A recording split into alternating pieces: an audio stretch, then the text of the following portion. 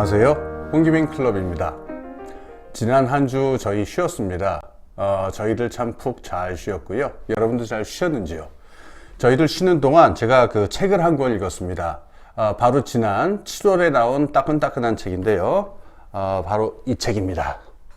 Hot House Earth라고 하는 책인데 우리말로 하자면은 찜통 지구쯤 되겠네요. 예, 이미 예측하실 수 있듯이요.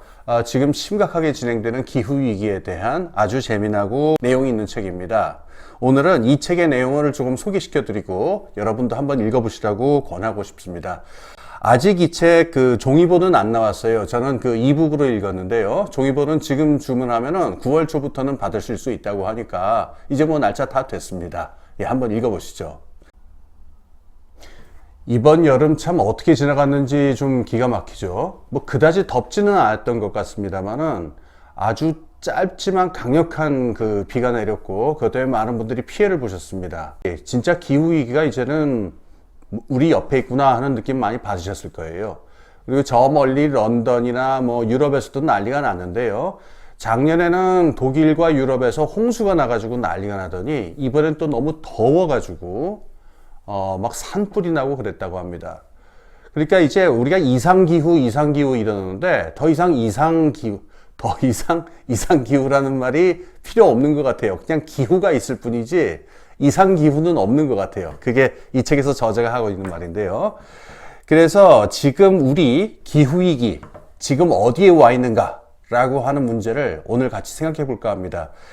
제가 이 빌 맥과이어라고 하는 이 책의 저자, 이분의 책을 특히 눈여겨본 이유가 있습니다.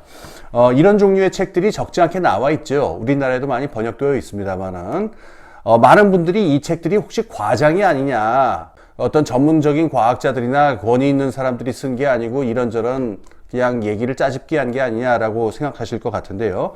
이 빌 맥과이어는 유니버시티 칼리지 런던에서 그 화산학을 가르치는 것으로 쭉 일생을 보내고 지금 명예교수인 사람입니다.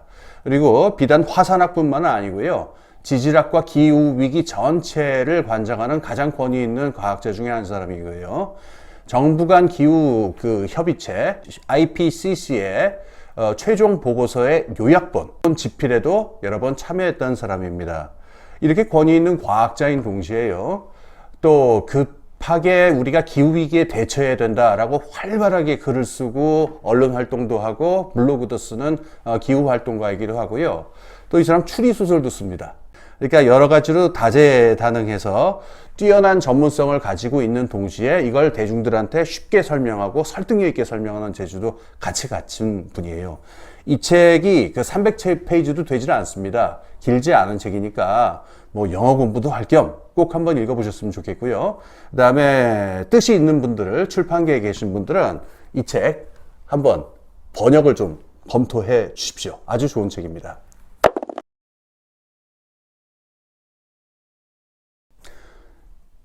이 책에서 내놓고 있는 주장은 참 읽으면은 굉장히 충격적입니다.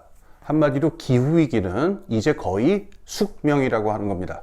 많은 분들이 지구의 평균 온도의 상승을 1.5도씨 안으로 잡으면은 우리가 기후위기를 피해갈 수 있고 또 그것이 어떤 기술적인 방법으로 가능하고 각국 정부가 이미 그걸 잘 해결하고 있지 않겠느냐라고 하는 안심을 하고 계신 것 같아요.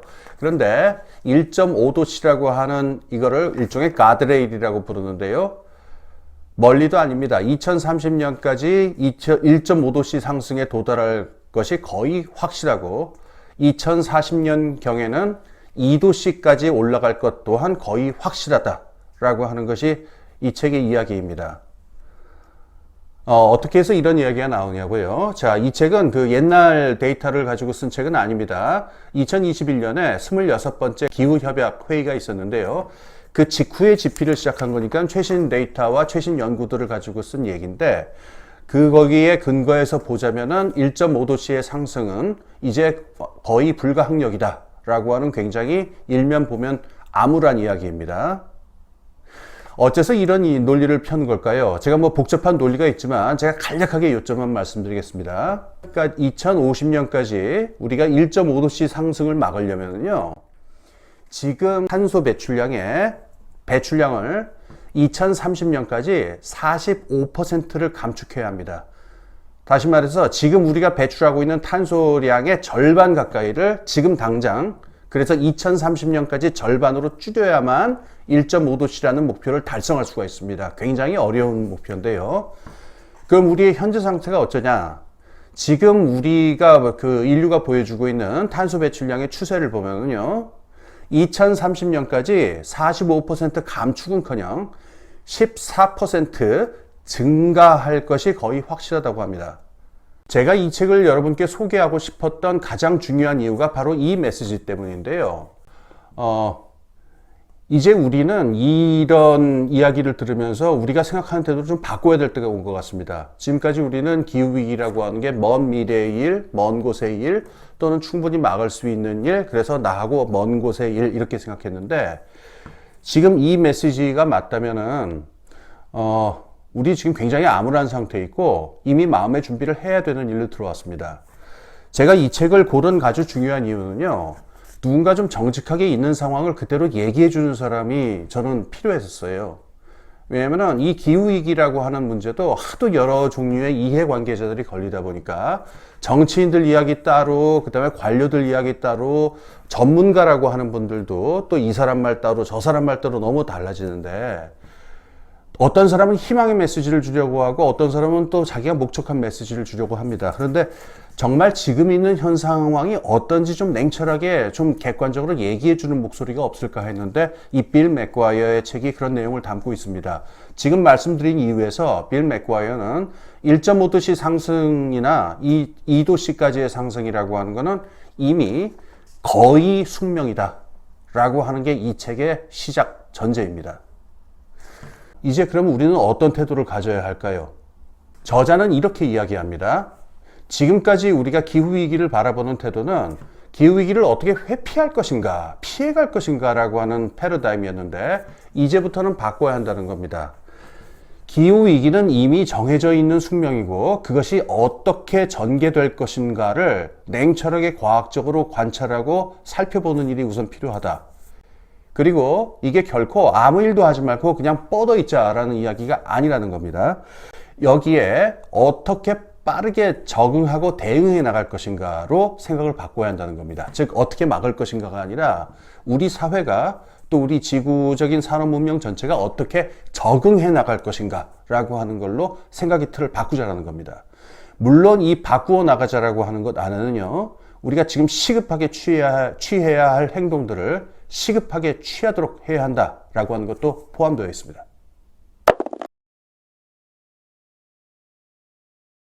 이 책에서 던지고 있는 메시지 하나는요, 기후위기는 미래의 일이 아니고요, 이미 시작되었고 그것도 상당히 오래전에 시작되었다 하는 이야기입니다.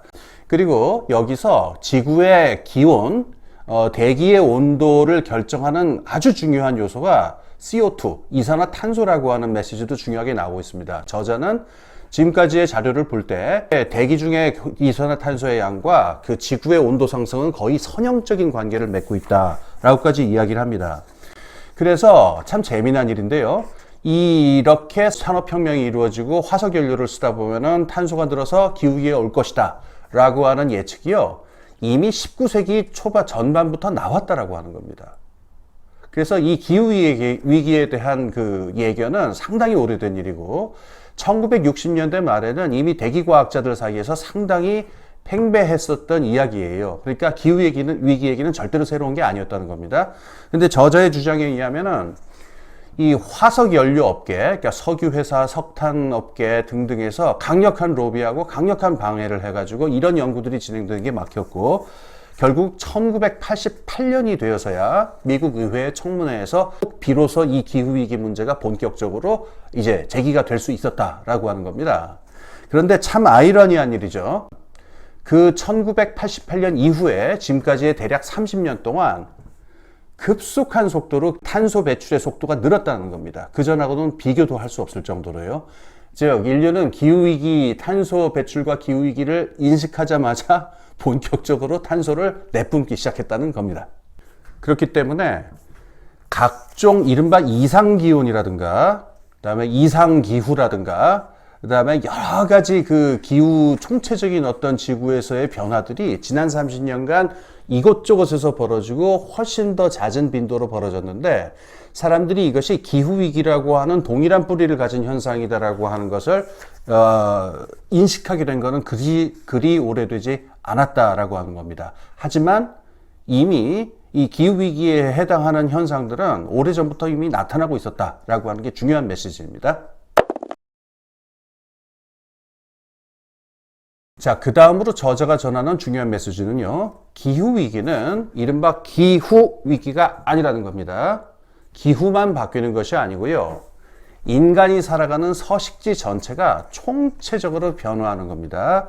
자, 어떤 게 바뀌는지 그 설명들은 책에 나와 있습니다만 저는 간략하게 제목만 다루고 넘어가겠습니다. 첫 번째, 해수면 상승, 잘 알려져 있죠. 하지만 여러분, 해수면 상승은 무서운 일이요.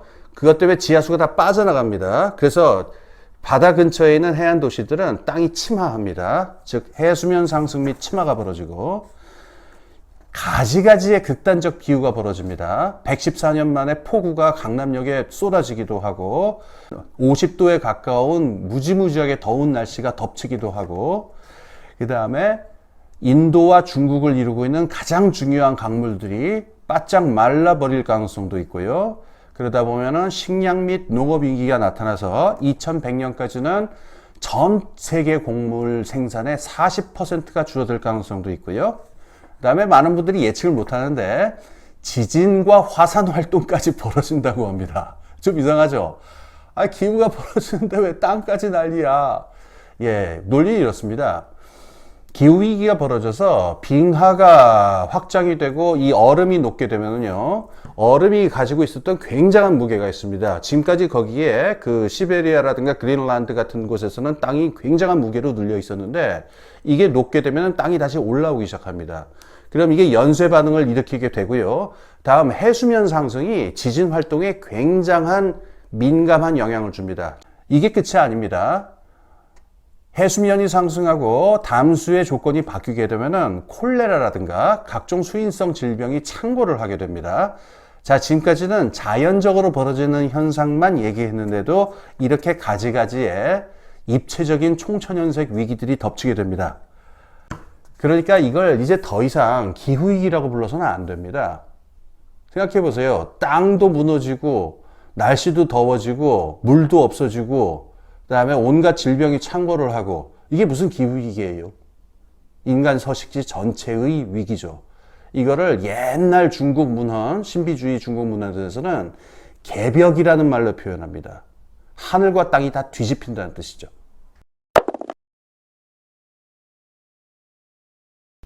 자, 그 다음 이 책의 중요한 메시지는요, 지금 기후변화의 속도가 점점 더 빨라지고 있다는 겁니다.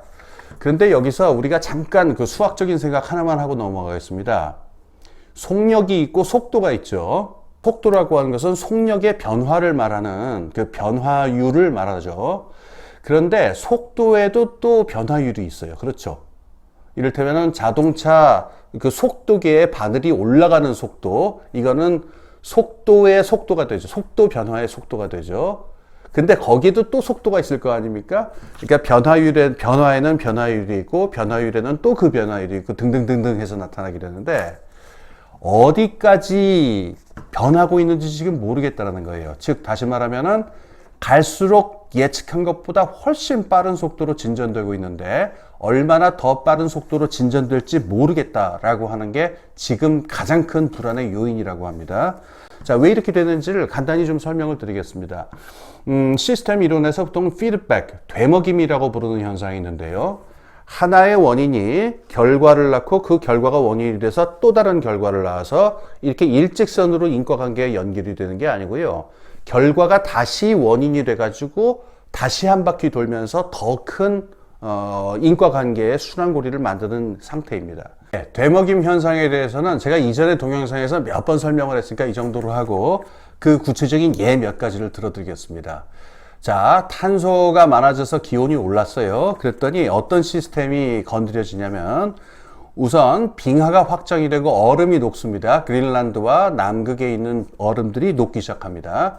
참고로 그린란드하고 남극의 서쪽 지역에 있는 얼음이 녹을 것은 결국 결정된 거나 마찬가지라는 암울한 소식입니다. 자, 이러면 어떤 일이 벌어지느냐?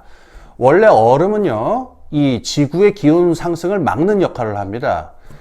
태양빛이 그 지구 안으로 들어왔을 적에 얼음이 반짝거리면서 그 태양빛을 튕겨내는 작용을 하기 때문에 기후 온도의 상승을 막아주는데, 이제 이게 시커먼 색의 바닷물로 바뀌게 되면은 온도가 더 오르는데 일조하게 되겠죠. 게다가 많은 분들 아시겠지만, 참고로 이 빌 맥과이어가 이 사실을 널리 알린 아주 중요한 공헌을 한 사람인데, 시베리아 동토층에는 엄청난 양의 메탄가스가 얼음 안에 갇혀 있죠.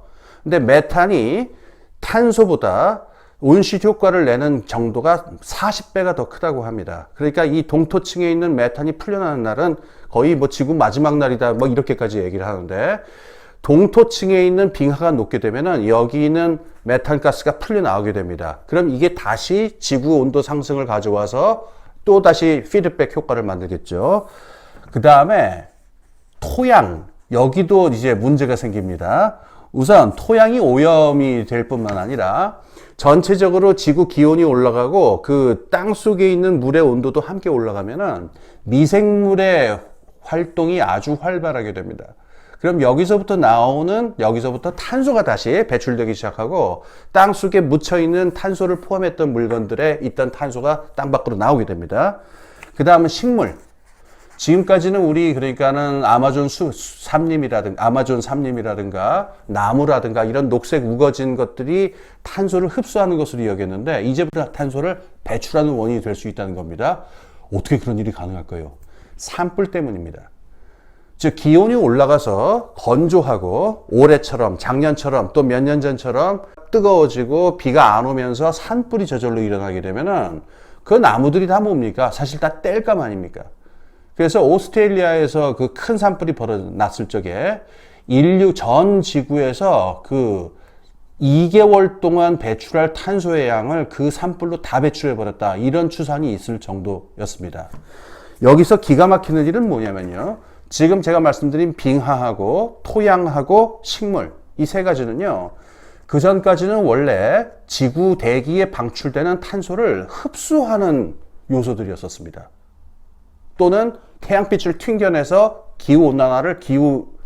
온난화를 막는 요소들이었습니다. 그런데 지금 이 빙하, 토양, 식물이 거꾸로 탄소를 배출하는 원인으로 작동하기 시작하죠. 이렇게 되면은 원인하고 결과가 뒤섞일 뿐만 아니라 반응 속도가 어떻게 되겠어요? 예측할 수 없을 만큼 빠르게 늘게 될 것입니다. 그래서 지금 기후위기의 속도는 빨라지다는 것은 것만은 분명한데, 어느 만큼 빨라질지 예측하기 힘든 상태다 라고 하는 이야기를 하고 있습니다.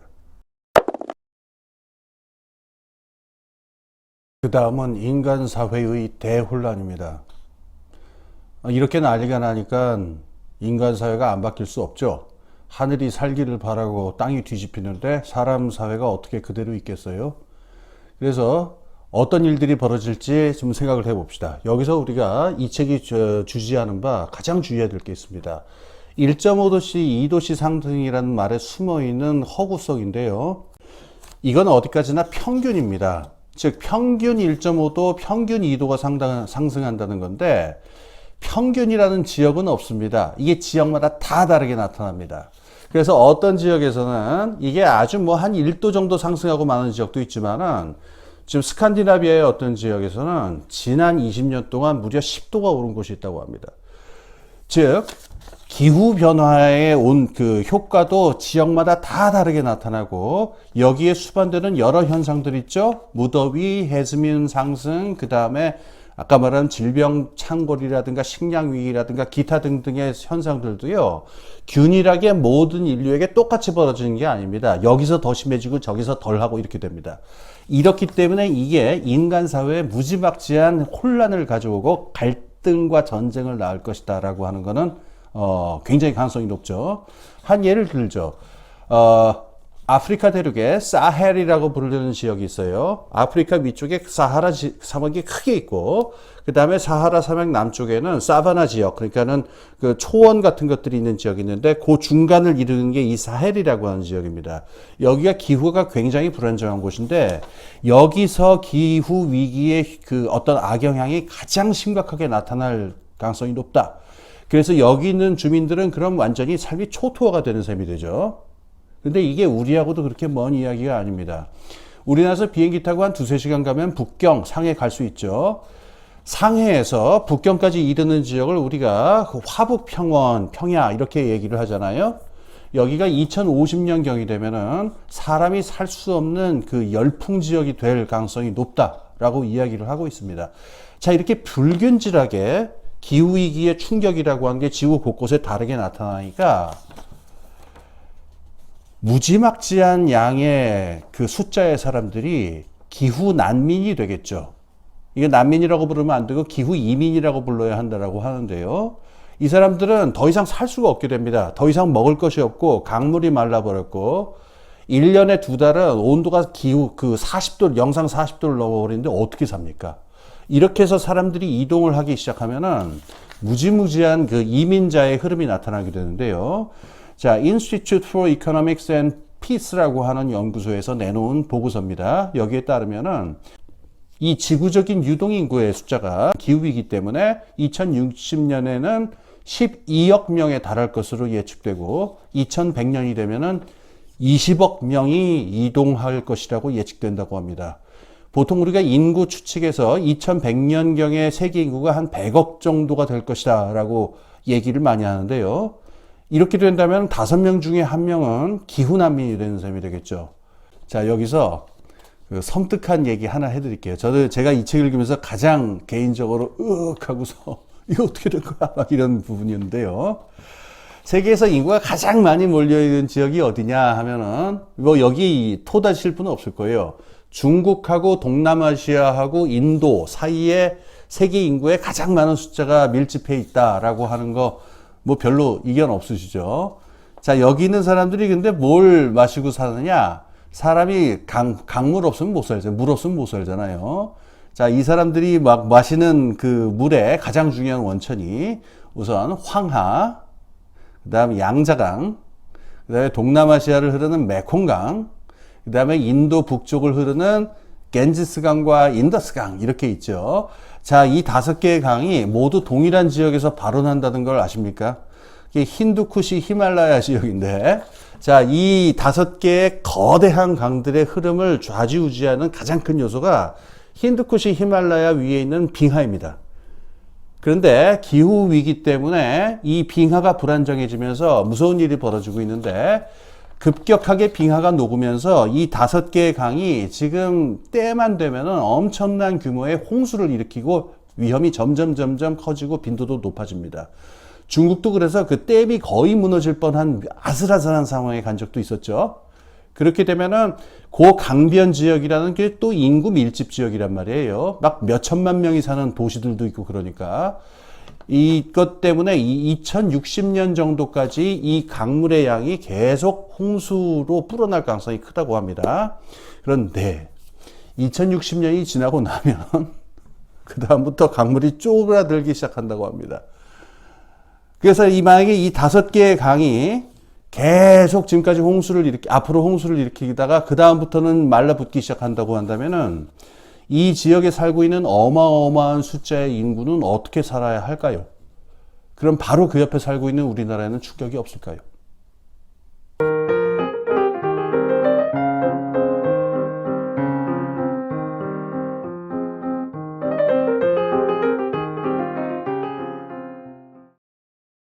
그러면 이제 우리 마지막으로 앞으로 어떤 사회가 올 것인지, 그리고 우리는 어떤 사회를 만들어야 할 것인지 좀 생각해보고 거기에 제 생각도 좀 덧붙여서 말씀드리고 맺겠습니다. 우선 어떤 사회가 올 것인지 생각해보면 굉장히 명확한 3가지의 흐름이 있습니다. 첫 번째로는 각국의 국내적인 사회적 갈등이 굉장히 심해질 겁니다. 단순한 기후변화가 아니라 그야말로 질병의 창궐이라든가 식량의 부족이라든가 그 5만 가지의 변화가 절대로 사회적으로 균일하게 나타나지 않습니다. 그러면은 상대적으로 힘들게 사는 사람들, 취약한 사람들은 삶의 뿌리가 뽑히게 되는 상황이 벌어지고, 이것이 심각한 사회적 갈등, 정치적 위기로 갈 것은 뭐 명약관화한 일입니다. 두 번째로는 아까 말씀드린 지구적인 이민자들의 흐름이 나타날 것입니다. 이게 지금까지 규모하고는 비교도 할 수 없을 정도의 그야말로 몇 억 명의 규모로 움직인다면요, 이건 우리가 로마 제국 말기라든가 또는 중국의 한나라나 당나라 같은 그 제국들 왕조의 말기에서 보여줬던 유목민들의 침범, 그 이민자들을 제가 뭐 유목민이라고 부르는 건 아닙니다만은, 그것과 마찬가지로 전 지구적인 어떤 그 제국 체제, 글로벌한 제국 시스템에 있어서 중요한 교란 요인이 나타날 것은 틀림없습니다. 자, 그 다음 세 번째 나타날 일은 지정학적 갈등인데, 강대국들끼리의 갈등입니다. 우선 지금 말씀드린 대로 수자원이라든가 토지자원 등등에 대해서 악착같이 모든 나라들이 자기들의 자원을 확보하려고 들 것이고, 배타적으로 행동하게 될 것이고, 여기에 있어서 그동안 인류가 지켜왔던 어떤 자유무역이라든가 호혜주의의 원칙 같은 것들이 관철될지, 그건 심히 의심스럽습니다. 게다가 앞으로 이른바 녹색 산업이라고 하는 것이 있죠. 배터리라든가 전기자동차라든가 여기에 필수적으로 쓰이게 되는 여러 가지 지하자원이라든가 광물들, 이런 것들을 놓고 이미 치열한 전쟁, 그 지정학적인 갈등은 시작된 상태이죠. 그래서 이런 흐름이 종합되게 되면은 참 암울한 미래인데, 각국의 정치 체제로서 배타적이고 민족주의적인 우익 포퓰리즘 독재가 들어서게 될 가능성이 대단히 높다고 저는 봅니다. 이건 책에 나온 내용은 아니고 제 생각입니다만, 생각해 보세요. 보호주의의 입장이 세지고, 그다음에 전지구적인 어떤 보편주의에 대한 믿음이 약화되고, 우리나라 것을 지키자, 그리고 수많은 사람들이 삶이 파괴될 위험에 아주 불안한 위치에 처한다면은 우익 포퓰리즘 독재가 나타나게 될 아주 이상적인 온상이 되는 것은 저는 뭐 필연적인 일이라고 생각합니다. 이런 미래를 우리는 어떻게 준비해야 될까요? 아주 중요한 단어 하나 말씀드리겠습니다. 수많은 사람들이 기후위기 전환을 배터리 갈기로 생각하시는 것 같아요.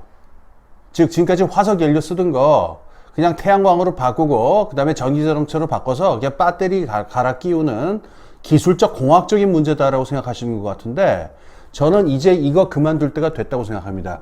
이런 기술적 공학적인 문제로서 1.5도씨 안으로 막을 수 있는 일이 아니고, 지금까지 말씀드린 종류의 재난은 이미 예정된 것이나 마찬가지라고 한다면은 이게 단순히 배터리 갈아 낀다고 해결될 문제일까요? 아닐 겁니다. 저는 이게 인류 전체가 어떻게 진화할 것인가, 그렇게 해서 어떻게 우리 사회를, 또 우리 세계를 또 어떤 새로운 문명, 산업 문명으로 만들어 나갈 것인가라는 근본적인 전환의 문제라고 생각합니다. 여러분, 만약에 생각해 보십시오. 만약에 수천만 명의 난민들이 우리나라로 살려달라고 하면서 땅을 달라고 온다면 우리는 준비가 되어 있나요? 반대로 만약에 우리가 그 난민이 된다고 합시다. 더 이상 한반도가 살 수 없는 지역이 돼서 우리가 중국 동북 삼성이든 어디든 이주를 해야 되는 입장이 됐는데 그 나라가 절대로 받아주지 않는다. 이런 일들이 벌어지면 어떻게 하실 건가요? 결국 지금 기후위기는 우리가 앞으로 어떤 세상을 만들 것이고 인간을 어떻게 볼 것이냐라는 아주 근본적인 점에서부터의 성찰을 필요로 합니다. 그래서 저는 기후위기의 문제가 이제 더 이상 자연과학이나 공학만의 문제가 아니고요, 사회과학의 문제라고 생각합니다. 그리고 좀 더 근본적으로 나아가서 인간은 누구고 우리는 어떻게 사는 게 맞는 거냐라고 하는 인간 자체에 대한 통찰, 인문학적인 문제이기도 하다고 생각합니다. 그래서 이 책을 여러분, 이 빌 맥과이어 책을 읽으시면서 단순히 뭐 겁먹고 우리 망했구나 이런 거 하자고 제가 이 책 권하는 게 아닙니다. 다가오는 변화의 깊이와 넓이가 장난이 아니라고 했을 적에 우리 인간 스스로와 사회 전체의 변화를 어떻게 준비할 것인가, 이걸 같이 생각해 봤으면 좋겠습니다. 그래서 여러분, 제가 이렇게 무딘 입으로 드린 말씀보다 훨씬 재미있는 내용이 많으니까 이 책 꼭 한번 읽어보시고요. 더 많이 토론하고 더 많이 생각하고 더 많은 이야기 나누고 싶은 분들은 뭐였더라? 호시탐탐 스탠바이 부탁드립니다. 홍기빈 클럽이었습니다.